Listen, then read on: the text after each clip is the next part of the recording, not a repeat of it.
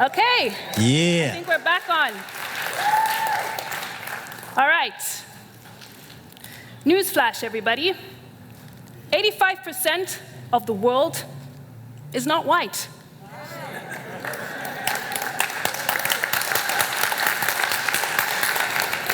And yet, 99% of the stock photos used in ad images are. Growing up, I could be forgiven for thinking that the population of people that looked like me was small. These are the magazines I read.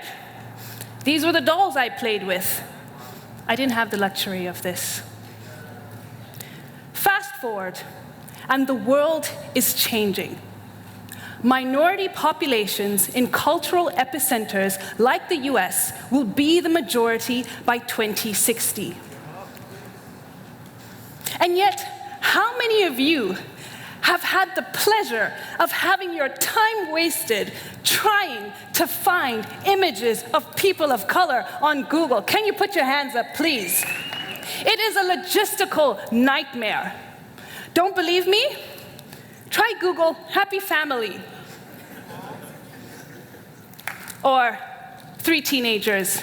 I love the juxtaposition of mugshot with kids next door.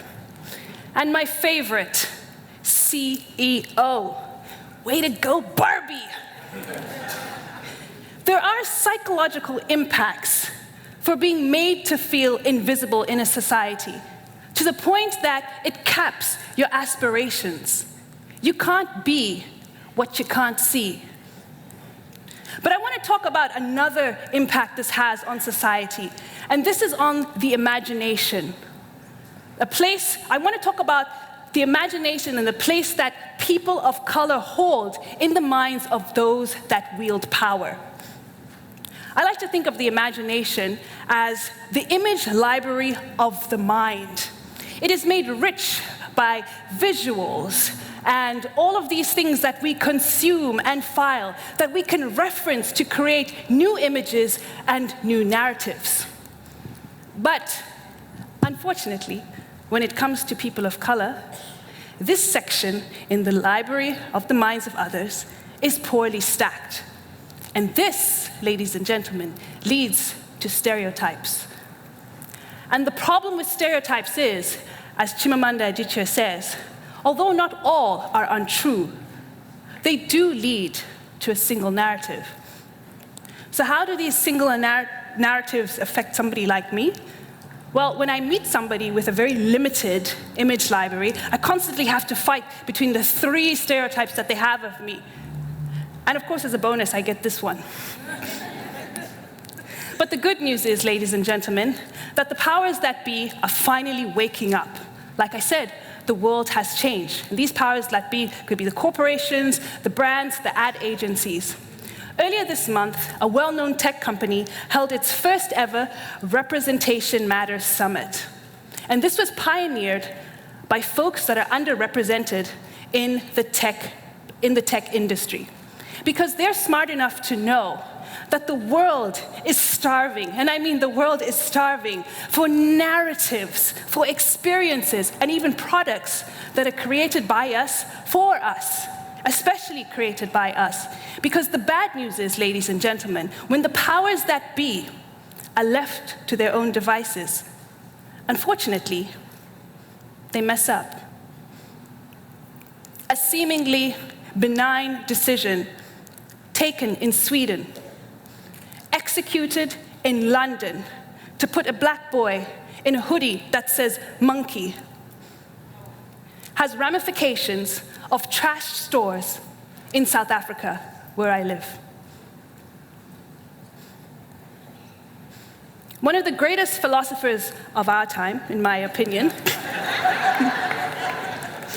Mr. D.L. Hughley, who also happens to be a comedian, said, "The most dangerous place that black people can live is in the imagination of white people." So what are we supposed to do? Well, the first thing we can do is force matters. I love what these guys did. They went into a McDonald's, they saw the pictures on the walls didn't look anything like them, so they decided, let's just go take one of our own, with us in it. And they put it up there, left it there for 51 days to prove a point. Where are the Asians?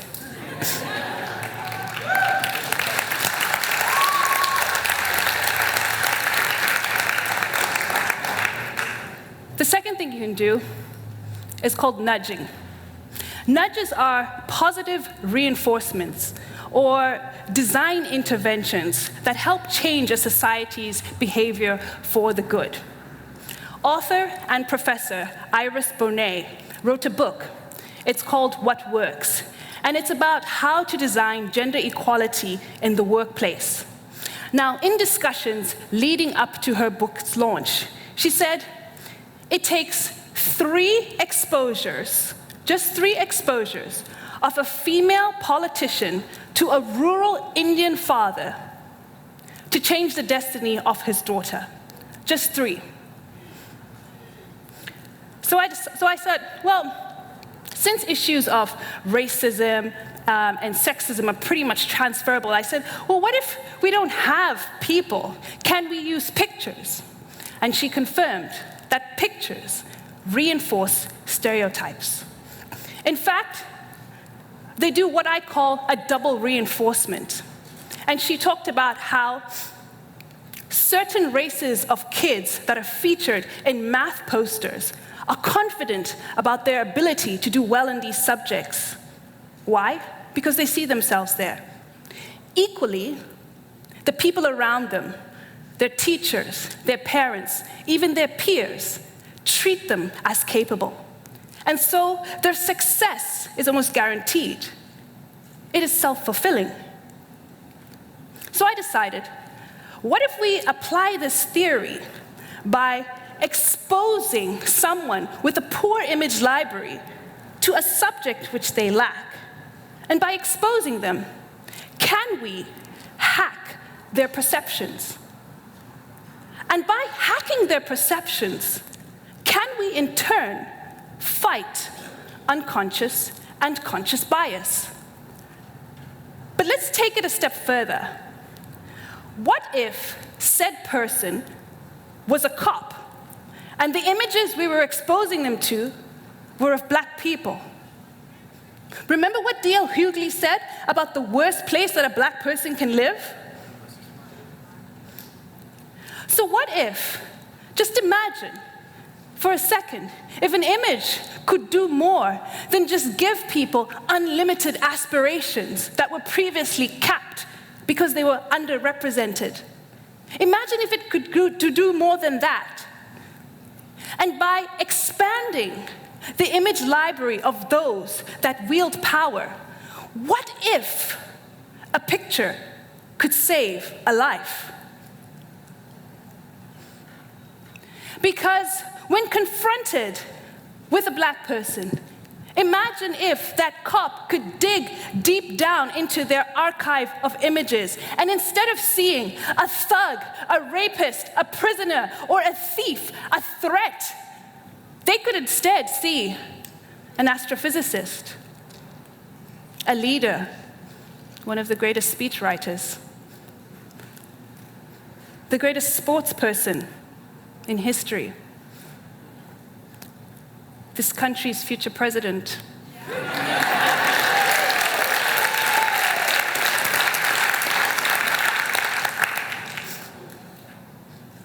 And even with a gun in their hand, a lifesaver. But I know a lot of you are thinking, how can a picture simply usurp centuries of institutionalized racism that have been going on forever? No, that's not what I'm proposing. What I'm proposing, and I need you to listen very carefully, what I'm proposing is that one more picture could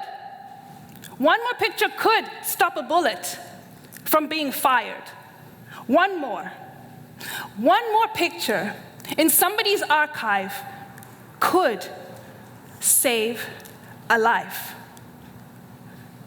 Like I said earlier, it takes 3 exposures to a female politician of a rural Indian father to change his daughter's destiny.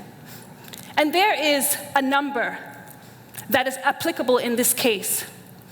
So I'm saying together, let's build the world's most diverse image library ever.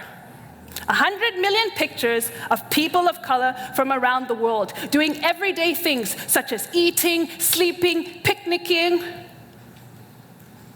teenagering,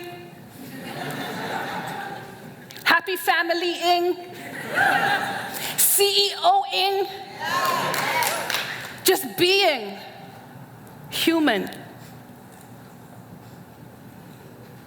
We can start here in Oakland, roll out to the other cities, and of course, this is a product for the whole entire world.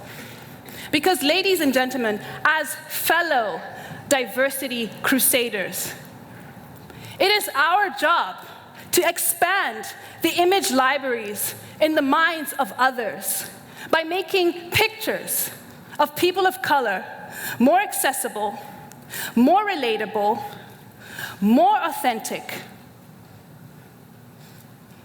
so we can save lives, one image at a time. Thank you.